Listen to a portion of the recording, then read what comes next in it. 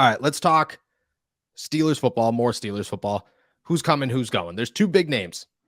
One of them everybody expected. The other one I think kind of came as a bit of a shock to myself and to fans. The first one's Matt Canada, obviously. We're still waiting on the word. If I had to guess when an announcement comes, if an announcement comes that the Steelers are moving on from Matt Canada, it'll be tomorrow, between tomorrow and Thursday. So Mike Tomlin's going to talk today at noon. Players will clean out their locker afterwards, so we'll get media access to everything. That's going to be a window where the Steelers don't want anything out. You know, they're not going to talk about who's leaving. They're definitely not going to say anything about Matt Canada. You know, it's just going to be very low key. And then I would expect Tuesday to Thursday, we get a tweet somewhere, or, you know, the Steelers announce something where it's like, oh, Matt Canada's gone, and it is what it is. That way we don't have an opportunity to ask anybody because they're not into the show. I totally get it. But that's when I would expect the announcement to come. I keep checking my phone as if it's coming now, but I know in my head it's not coming between tomorrow and Thursday. Najee Harris, after the game, actually had this to say, and I apologize that the clip has the intro, but he had this to say about Matt Canada after the game yesterday.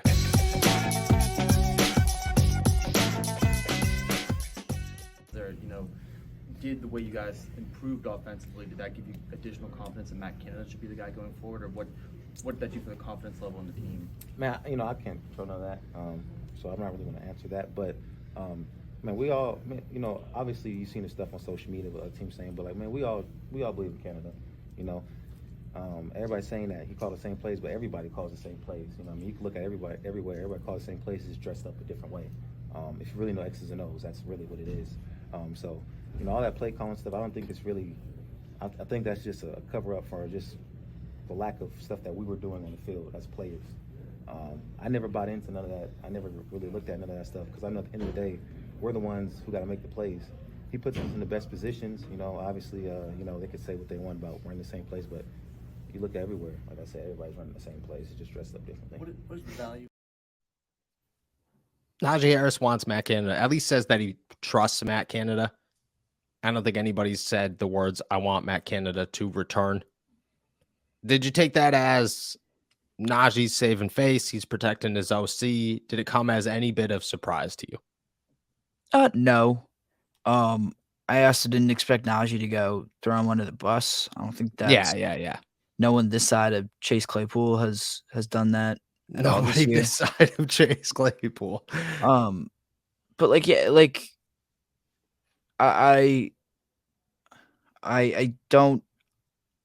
I don't think Najee felt like he had to say that, Yeah. That's not something that he needs to, you know what I mean? Like no one, if he didn't actually believe in Matt Canada, he didn't need to say that. He could have said something diplomatic. Like, there was, he could have deflected very easily. And I don't think he did. And I think he very plainly said that all of the stuff that we were criticizing Matt Canada for earlier in the year actually did fall on the players. And it's one thing to just say, oh, it's a team effort, whatever. There are 11 guys on the field, whatever the hell.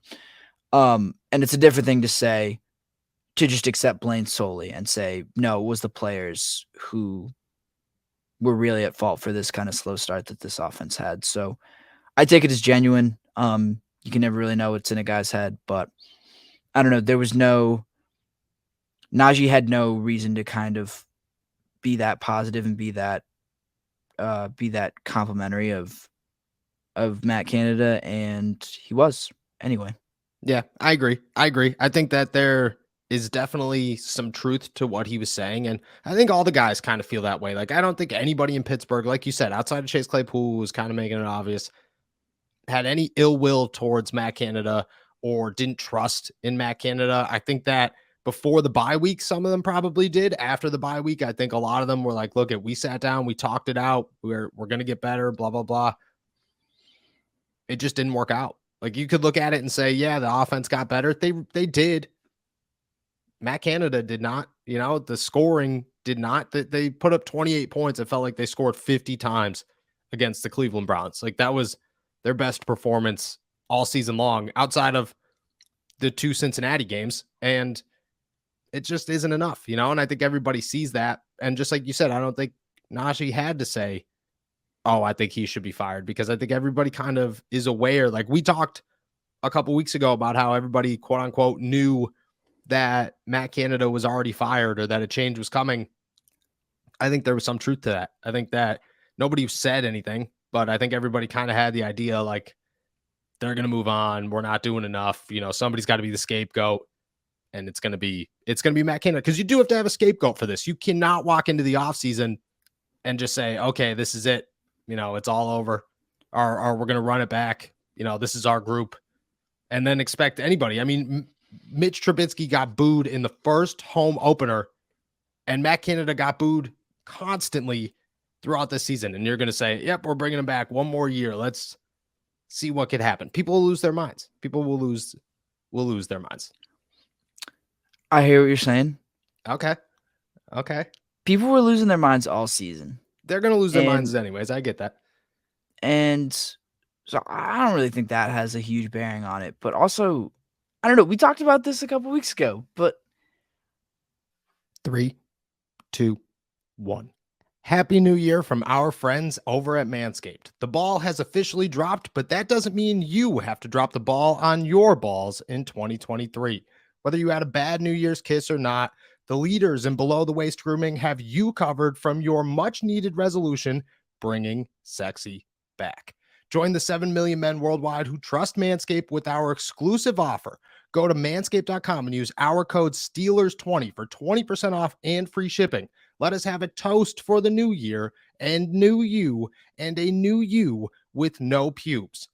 It's a New Year's, new balls with the global leaders in below-the-waist grooming. This year, take your package to the next level with their Performance Package 4.0 and other premium wet goods.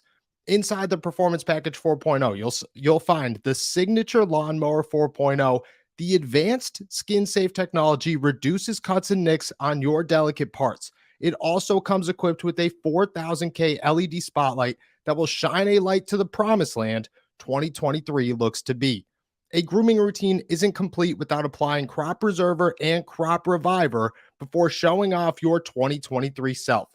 These unique formulations take care of the smelliest parts of your body and are a good boost to your confidence bringing in to the new year.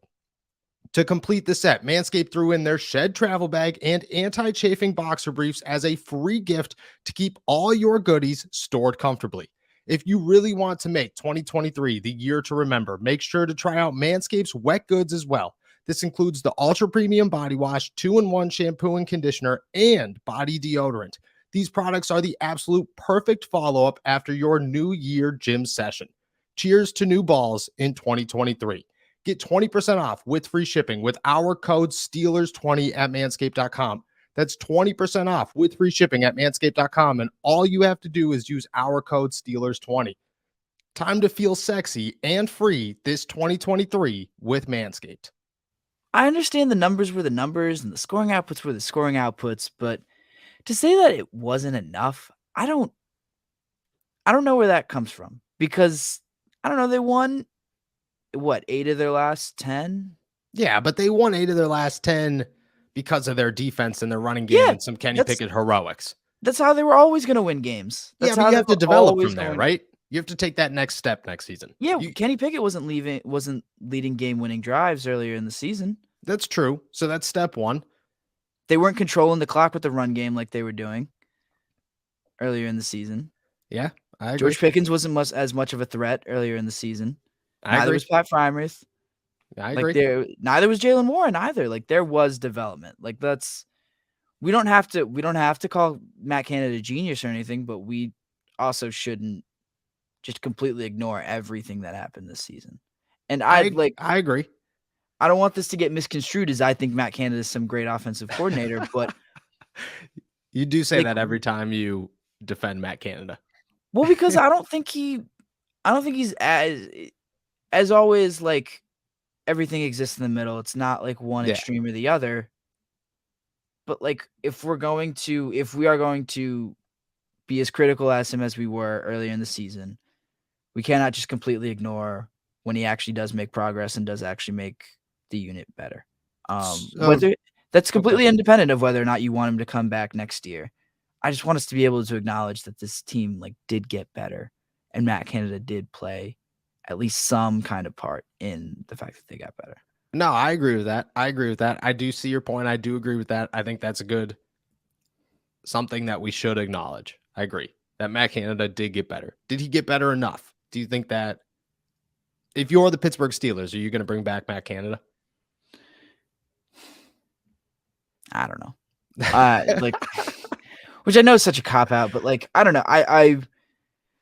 If you put me in the Steelers' shoes, like I'm going to give you a different answer, I think, than if you just asked me, do you think the Steelers keep him? Well, give me both. If you are the Steelers, if you're Omar Khan, and then what do you think the Steelers are going to do? I think so. If I'm Omar Khan, I'm looking at my other options, and Okay. it would probably it would be a low bar for me to say, yeah, I will take this guy over. Like there are a couple Yes. names that we've talked about on this show that I think are pretty easy slam dunks that you would like. Frank Reich, Cliff Kingsbury if he's available. Yeah.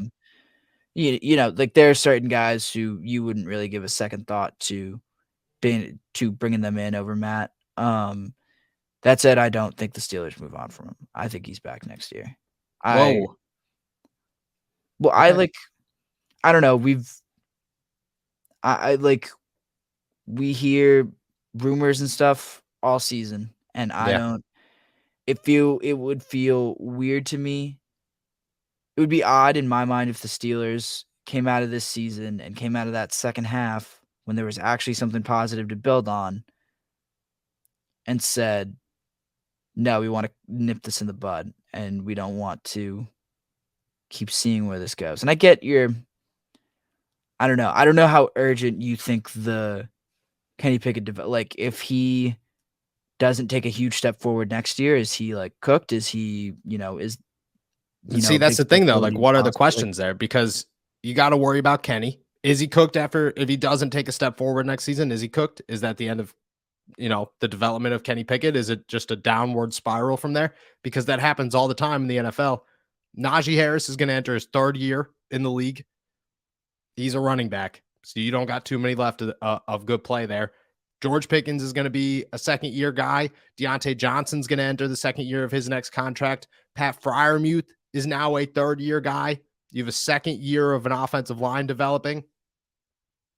I don't know. Like, I think that's a lot of questions that you got to take into place to say, how big of a risk are we going to take by keeping Matt Canada with the expectations that things are going to get better, while also understanding that maybe they don't, and maybe it goes right back to how bad it was at the beginning of the season, and then it builds again, and then we find the success again, and we just wasted another year of these guys. And because you're not going to be able to replace Najee Harris easily, no matter when that time comes. Like that's, and you're not going to want to win a Super Bowl with Najee Harris at the end of his prime. You're going to want to win a Super Bowl now. You also have to win a Super Bowl with Kenny Pickett in his rookie contract if you're going to win one. I mean, like, just is the risk reward thing, is it worth it? I think they have to analyze that. Yeah. And I think it also just depends on who your options are if you get rid of them. You have to have a plan for if you get rid of them. Because already in place. Like, you have to feel super confident that your next guy is better than Matt Canada. Yeah. And I don't, we haven't heard anything about them. We've heard a lot about them maybe getting rid of Matt Canada. We haven't heard anything about what that plan would be for after him. And I think that's another big thing too. I don't know. I don't know if I feel that same kind of urgency as much. Just in terms of their timeline, like getting to a championship or competing for a championship. I don't know. I think Kenny's going to have a long career, and I don't think it's going to be. I don't know. I don't put as much, and I think especially when you think about the other pieces around him, like I'm not freaking out about if. You obviously don't want to waste a year, but if George Pickens is a third-year guy and Pat Freiermuth is a fourth-year guy or whatever, like if it so happens that next year with Matt Canada doesn't work out, I'm not as panicked about, oh, this team's never going to make it back to prominence. You know what I mean? Yeah. Especially with that unit, with that kind of core together. With the offense. I get that, but I think that it goes both sides of the ball too, because we're about to talk about Cam Hayward. How much longer has he got left? TJ Watt, he's pushing 30. Minka Fitzpatrick is nowhere near 30, but still he's getting older by the day. I just think there's questions, there's the timeline is you're not always going to have the same players that you have right now to go win with. And I think replacing those guys, you don't want to hit a point where you're like, all right, well, we're ready for a defensive rebuild or, a running back rebuild. And now our offense is good, and maybe you're right, because you do have to go back and bring this thing full circle and say, like, just like you said at the beginning, they did get better. So if we're leaving this season saying the season was a win, part of that win was Matt Canada figure out how to do this thing, and he did it well, at least for a couple of weeks. So